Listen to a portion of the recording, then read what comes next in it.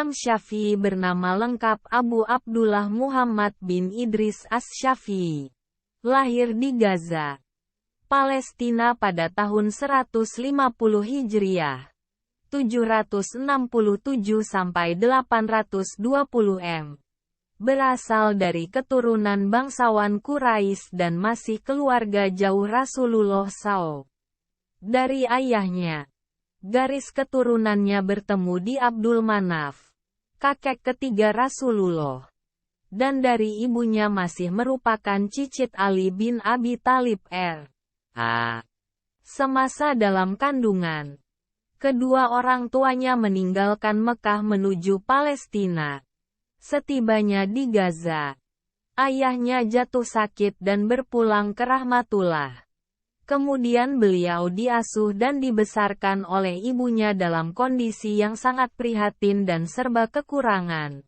Pada usia 2 tahun, ia bersama ibunya kembali ke Mekah dan di kota inilah Imam Syafi'i mendapat pengasuhan dari ibu dan keluarganya secara lebih intensif.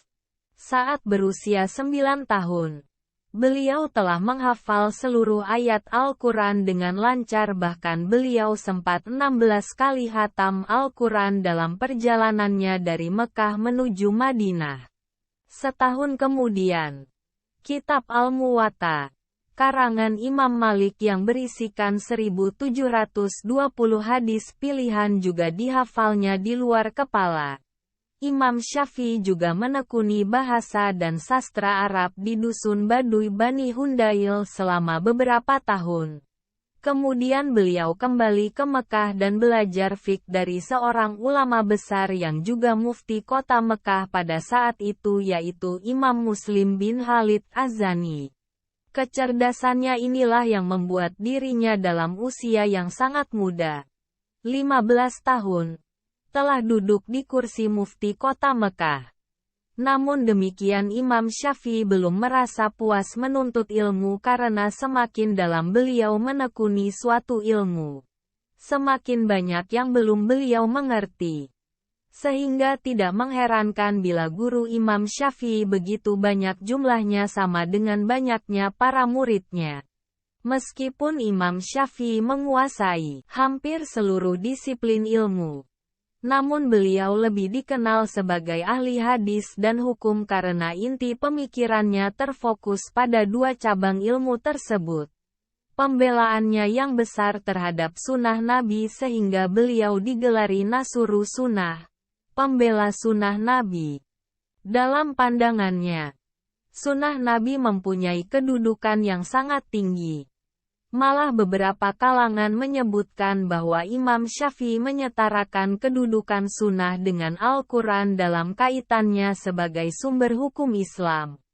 Karena itu, menurut beliau setiap hukum yang ditetapkan oleh Rasulullah pada hakikatnya merupakan hasil pemahaman yang diperoleh Nabi dari pemahamannya terhadap Al-Quran.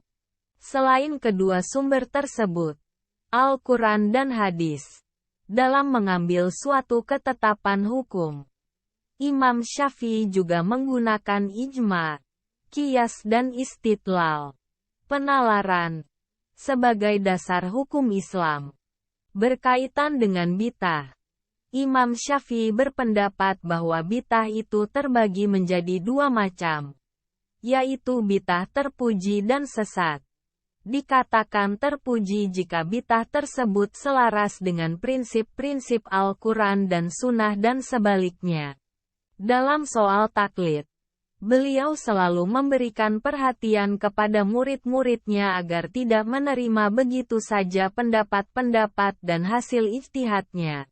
Beliau tidak senang murid-muridnya bertaklid buta pada pendapat dan ijtihadnya. Sebaliknya malah menyuruh untuk bersikap kritis dan berhati-hati dalam menerima suatu pendapat. Sebagaimana ungkapan beliau, inilah ijtihadku. Apabila kalian menemukan ijtihad lain yang lebih baik dari ijtihadku maka ikutilah ijtihad tersebut. Di antara karya-karya Imam Syafi'i yaitu Al-Risalah, Al-Um yang mencakup isi beberapa kitabnya, Selain itu juga buku Al-Musnad berisi tentang hadis-hadis Rasulullah yang dihimpun dalam kitab serta Ikhtilaf al-Hadis. Nama dan nasab. Beliau bernama Muhammad dengan kunyah Abu Abdillah.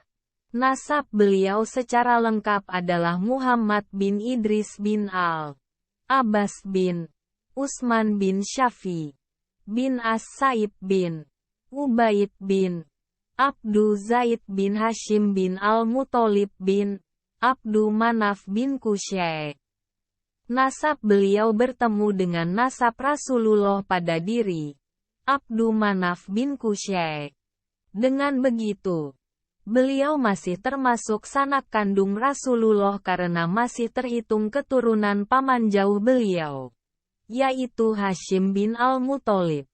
Bapak beliau, Idris, berasal dari daerah Tibalah, sebuah daerah di wilayah Tihamah di jalan menuju ke Yaman. Dia seorang yang tidak berpunya. Awalnya dia tinggal di Madinah lalu berpindah dan menetap di Askolan, kota tepi pantai di wilayah Palestina, dan akhirnya meninggal dalam keadaan masih muda di sana. Syafi, kakek dari kakek beliau, yang namanya menjadi sumber penisbatan beliau. Syafi'i, menurut sebagian ulama adalah seorang sahabat sigar, junior Nabi. As-Saib, Bapak Syafi'i, sendiri termasuk sahabat kibar, senior, yang memiliki kemiripan fisik dengan Rasulullah SAW. Dia termasuk dalam barisan tokoh musyrikin Quraisy dalam Perang Badar. Ketika itu dia tertawan lalu menebus sendiri dirinya dan menyatakan masuk Islam. Para ahli sejarah dan ulama nasab serta ahli hadits bersepakat bahwa Imam Syafi'i berasal dari keturunan Arab murni. Imam Bukhari dan Imam Muslim telah memberi kesaksian mereka akan kevalidan nasabnya tersebut dan ketersambungannya dengan nasab Nabi. Kemudian mereka membantah pendapat-pendapat sekelompok orang dari kalangan Malikiyah dan Hanafiyah yang menyatakan bahwa Imam Syafi'i bukanlah asli keturunan Quraisy secara nasab, tetapi hanya keturunan secara wala saja. Adapun ibu beliau, terdapat perbedaan pendapat tentang jati dirinya. Beberapa pendapat mengatakan dia masih keturunan Al-Hasan bin Ali bin Abu Talib. Sedangkan yang lain menyebutkan seorang wanita dari kabilah Az-Zadiyah yang memiliki kunyah Ummu Habibah. Imam An-Nawawi menegaskan bahwa ibu Imam Syafi'i adalah seorang wanita yang tekun beribadah dan memiliki kecerdasan yang tinggi. Dia seorang yang faqih dalam urusan agama dan memiliki kemampuan melakukan istinbat. Waktu dan tempat kelahirannya. Beliau dilahirkan pada tahun 150-ha. Pada tahun itu pula, Abu Hanifah wafat sehingga dikomentari oleh Al-Hakim sebagai isyarat bahwa beliau adalah pengganti Abu Hanifah dalam bidang yang ditekuninya. Tentang tempat kelahirannya, banyak riwayat yang menyebutkan beberapa tempat yang berbeda. Akan tetapi, yang termasyhur dan disepakati oleh ahli sejarah adalah kota Gaza. Sebuah kota yang terletak di perbatasan wilayah Syam ke arah Mesir. Tepatnya di sebelah selatan Palestina. Jaraknya dengan kota Askolan sekitar 2 farsah. Tempat lain yang disebut-sebut adalah kota Askolan dan Yaman. Ibnu Hajar memberikan penjelasan bahwa riwayat-riwayat tersebut dapat digabungkan dengan dikatakan bahwa beliau dilahirkan di sebuah tempat bernama Gaza di wilayah Askolan.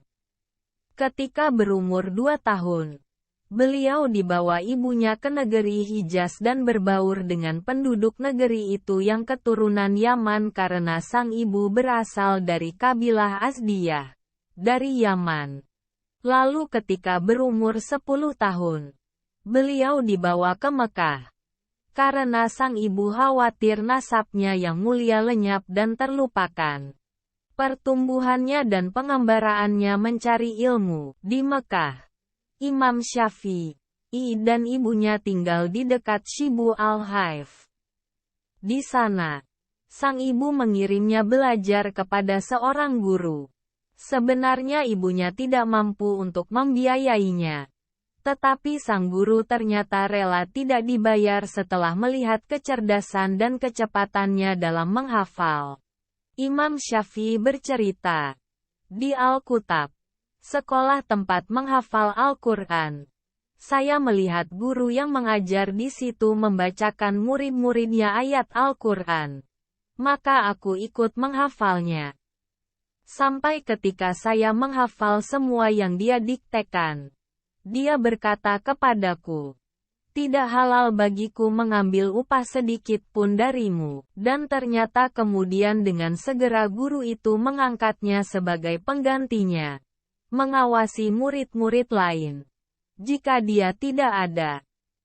Demikianlah, belum lagi menginjak usia balik, beliau telah berubah menjadi seorang guru. Setelah rampung menghafal Al-Quran di Al-Kutab, beliau kemudian beralih ke Masjidil Haram untuk menghadiri majelis-majelis ilmu di sana. Sekalipun hidup dalam kemiskinan, beliau tidak berputus asa dalam menimba ilmu.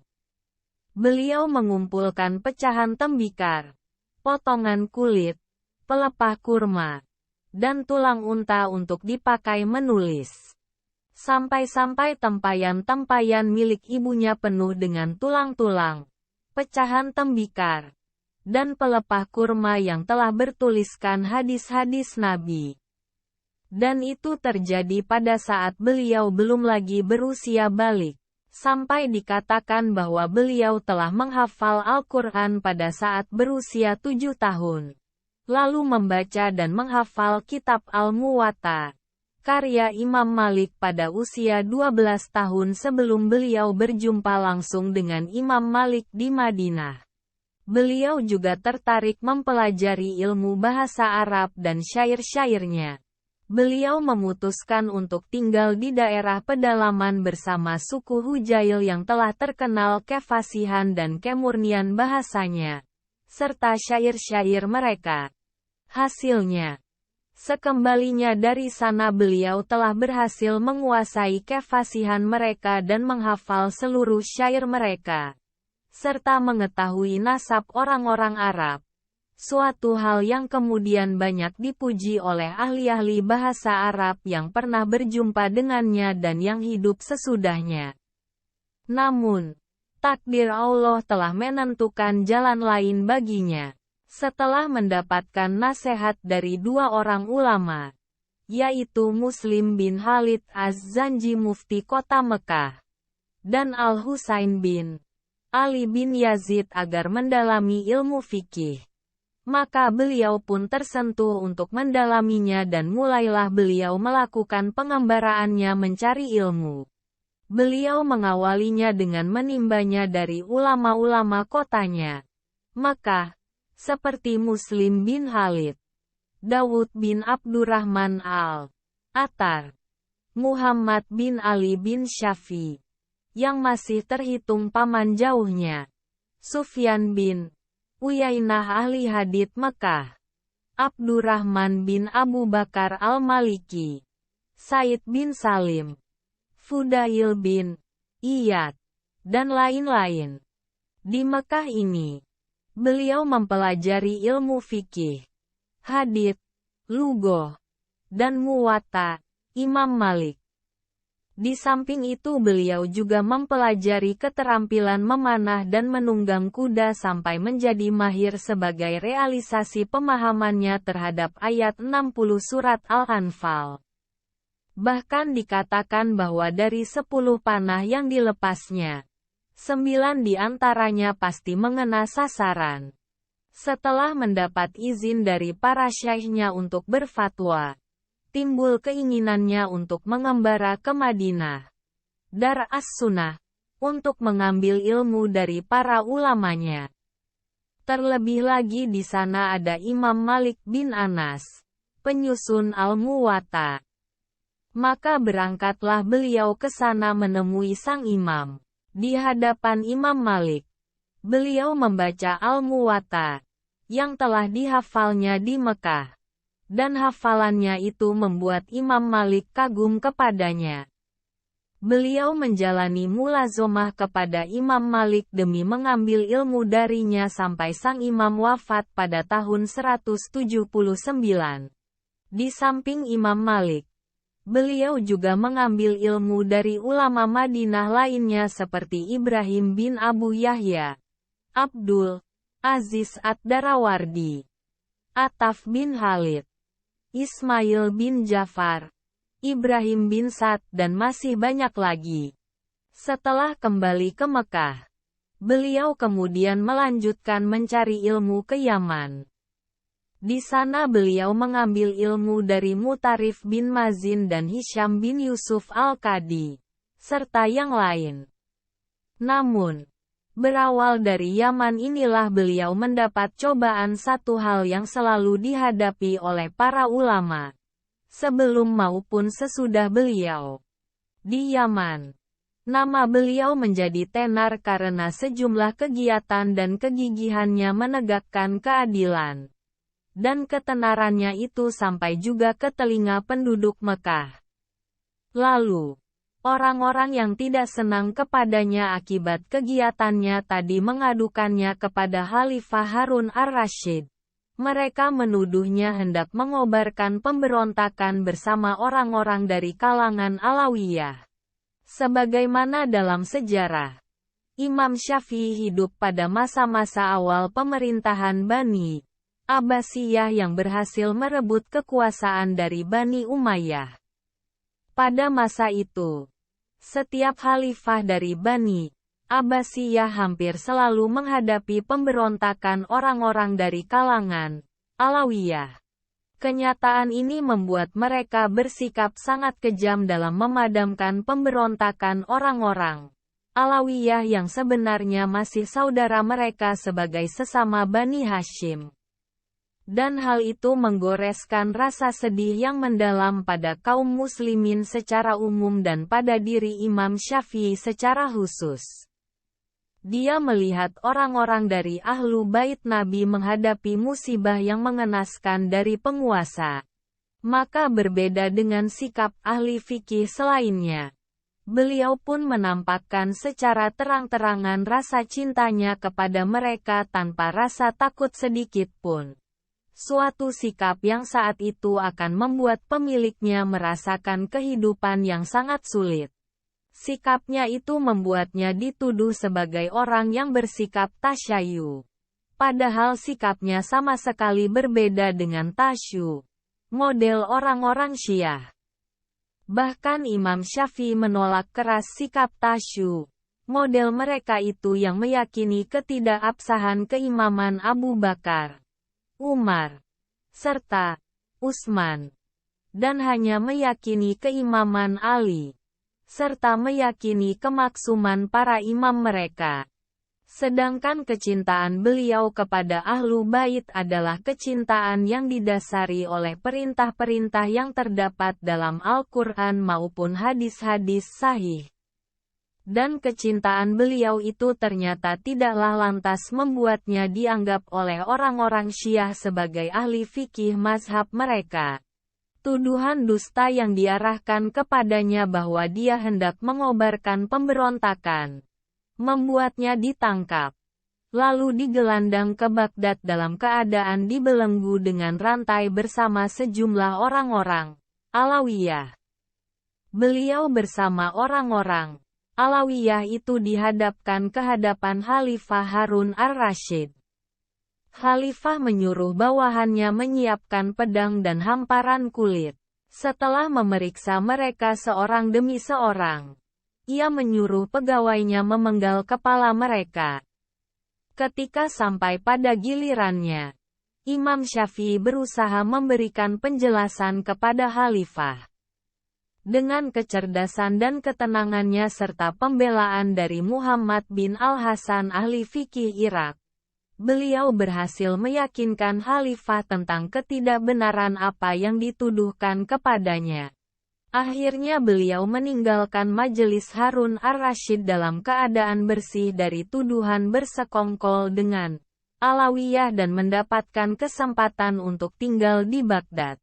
Di Baghdad, beliau kembali pada kegiatan asalnya, mencari ilmu. Beliau meneliti dan mendalami mazhab Ahlu Rayu. Untuk itu beliau berguru dengan mulazomah kepada Muhammad bin Al-Hasan. Selain itu, kepada Ismail bin Ulayyah dan Abdul Wahab Ats-Sakafi dan lain-lain. Setelah meraih ilmu dari para ulama Irak itu, beliau kembali ke Mekah pada saat namanya mulai dikenal. Maka mulailah ia mengajar di tempat dahulu ia belajar. Ketika musim haji tiba, ribuan jamaah haji berdatangan ke Mekah. Mereka yang telah mendengar nama beliau dan ilmunya yang mengagumkan, bersemangat mengikuti pengajarannya sampai akhirnya nama beliau makin dikenal luas.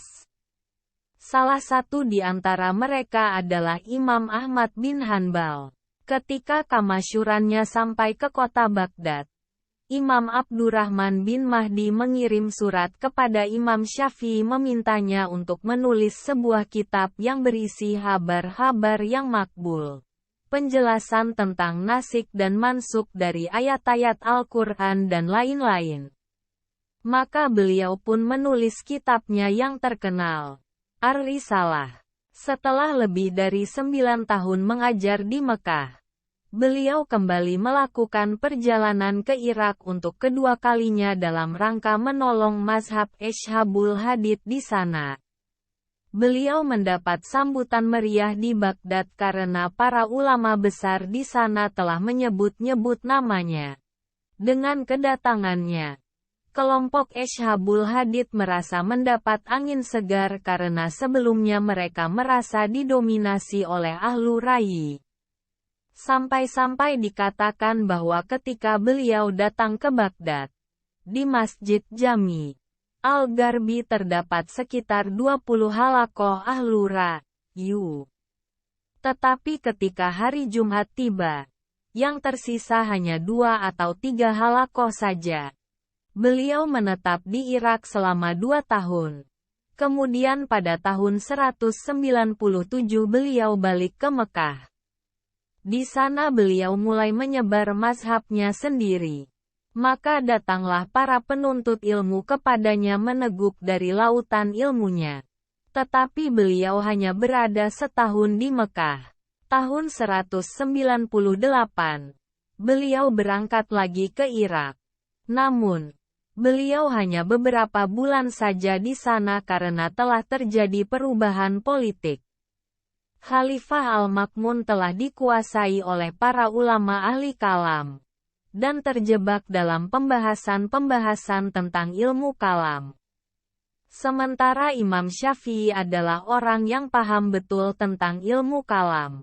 Beliau tahu bagaimana pertentangan ilmu ini dengan manhaj as-salaf soleh yang selama ini dipegangnya di dalam memahami masalah-masalah syariat. Hal itu karena orang-orang ahli kalam menjadikan akal sebagai patokan utama dalam menghadapi setiap masalah. Menjadikannya rujukan dalam memahami syariat padahal mereka tahu bahwa akal juga memiliki keterbatasan-keterbatasan. Beliau tahu betul kebencian mereka kepada ulama ahlu hadits. Karena itulah beliau menolak mazhab mereka. Dan begitulah kenyataannya. Provokasi mereka membuat khalifah mendatangkan banyak musibah kepada para ulama ahlu hadits. Salah satunya adalah yang dikenal sebagai Yaumul Mihnah. Ketika dia mengumpulkan para ulama untuk menguji dan memaksa mereka menerima paham Al-Quran itu makhluk. Akibatnya, banyak ulama yang masuk penjara, bila tidak dibunuh. Salah satu di antaranya adalah Imam Ahmad bin Hanbal. Karena perubahan itulah, Imam Syafi'i kemudian memutuskan pergi ke Mesir. Sebenarnya hati kecilnya menolak pergi ke sana. Tetapi akhirnya ia menyerahkan dirinya kepada kehendak Allah. Di Mesir, beliau mendapat sambutan masyarakatnya. Di sana beliau berdakwah, menebar ilmunya, dan menulis sejumlah kitab, termasuk merevisi kitabnya Ar-Risalah. Sampai akhirnya beliau menemui akhir kehidupannya di sana. Keteguhannya membela sunnah, sebagai seorang yang mengikuti manhaj Ashabul Hadits. Beliau dalam menetapkan suatu masalah terutama masalah akidah selalu menjadikan Al-Quran dan Sunnah Nabi sebagai landasan dan sumber hukumnya. Beliau selalu menyebutkan dalil-dalil dari keduanya dan menjadikannya hujah dalam menghadapi penentangnya, terutama dari kalangan ahli kalam. Beliau berkata, "Jika kalian telah mendapatkan sunnah Nabi, maka ikutilah dan janganlah kalian berpaling mengambil pendapat yang lain." Karena komitmennya mengikuti sunnah dan membelanya itu, beliau mendapat gelar Nasir As-Sunnah wa Al-Hadits. Terdapat banyak atsar tentang ketidaksukaan beliau kepada ahli ilmu kalam, mengingat perbedaan manhaj beliau dengan mereka.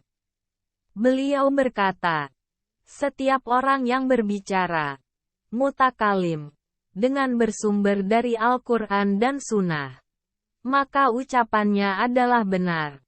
Tetapi jika dari selain keduanya, maka ucapannya hanyalah igauan belaka." Imam Ahmad berkata, "Bagi Syafi'i jika telah yakin dengan kesahihan sebuah hadits, maka dia akan menyampaikannya.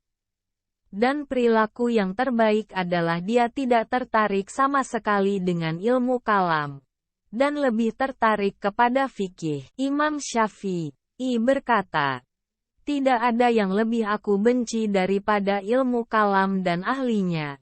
Al-Mazani berkata, merupakan mazhab Imam Syafi'i membenci kesibukan dalam ilmu kalam. Beliau melarang kami sibuk dalam ilmu kalam. Ketidaksukaan beliau sampai pada tingkat memberi fatwa bahwa hukum bagi ahli ilmu kalam adalah dipukul dengan pelepah kurma, lalu dinaikkan ke atas punggung unta dan digiring berkeliling di antara kabilah-kabilah dengan mengumumkan bahwa itu adalah hukuman bagi orang yang meninggalkan Al-Quran dan Sunnah dan memilih ilmu kalam. Wafatnya, karena kesibukannya berdakwah dan menebar ilmu, beliau menderita penyakit bawasir yang selalu mengeluarkan darah.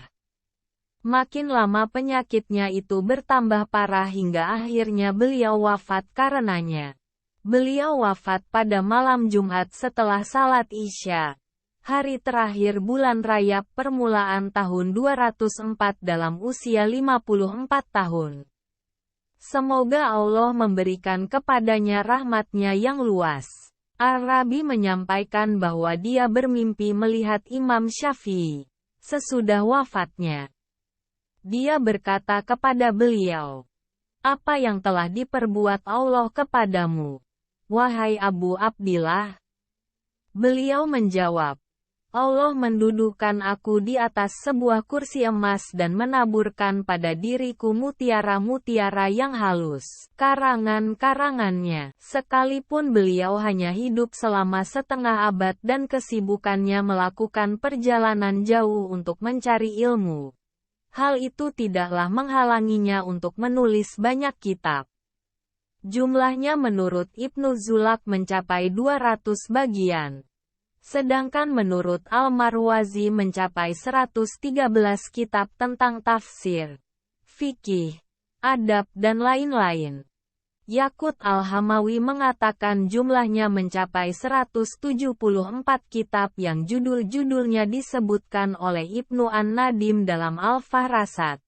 Yang paling terkenal di antara kitab-kitabnya adalah Al-Um, yang terdiri dari 4 jilid berisi 128 masalah, dan Ar-Risalah Al-Jadidah, yang telah direvisinya, mengenai Al-Quran dan As-Sunnah serta kedudukannya dalam syariat. Sumber 1. Al-Um. Bagian Muqaddimah hal 3-33. 2. Siyar Alam An-Nubala. 3. Manhaj Akidah Imam Asy-Syafi'i. Terjemah Kitab Manhaj Al-Imam Asy-Syafi'i. IV Itsbat Al-Aqidah karya Dr. Muhammad Awal Akal terbitan Pustaka Imam Asy-Syafi'i. Cirebon. Sumber. http://muslim.or.id